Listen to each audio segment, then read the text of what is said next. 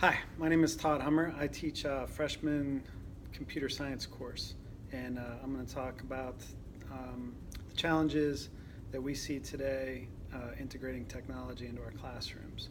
I'm going to start by saying challenges 5 plus years ago, as opposed to now, because I think we've come such a long way. But it was in the past, when a lot of these tools became available for teachers to use in their classroom, it was always a lot of difficulty keeping machines running, networking issues, things breaking down.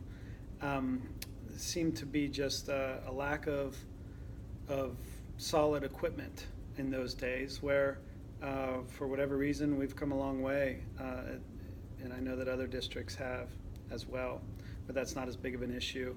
Secondly, I would say in those early days there was a big lack of training. All these tools being thrown out there, and teachers really wouldn't know what to do with them. Some would dive right in and figure them out. Others thought, hey, the easiest thing for me to do here is just to stick with what I've been doing. It's working.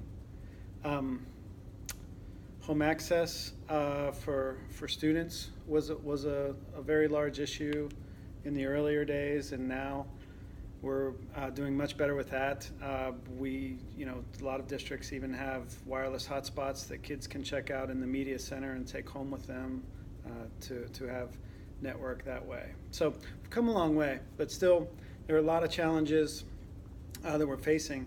One of the big ones, I think, is that everything's the shiny new toy, and all these sites just keep coming out one after another, and it kind of can get overwhelming. And a lot of teachers like to use try different things, and it's great, but we have to keep coming back to what are our objectives, and is the learning driving the tool that we're using in class, or did we just hear somebody talk about something that sounds really cool and want to give it a shot? So there's just so much out there that how do you know what really is the best for your class and your students? So that I'd say that's a pretty big challenge.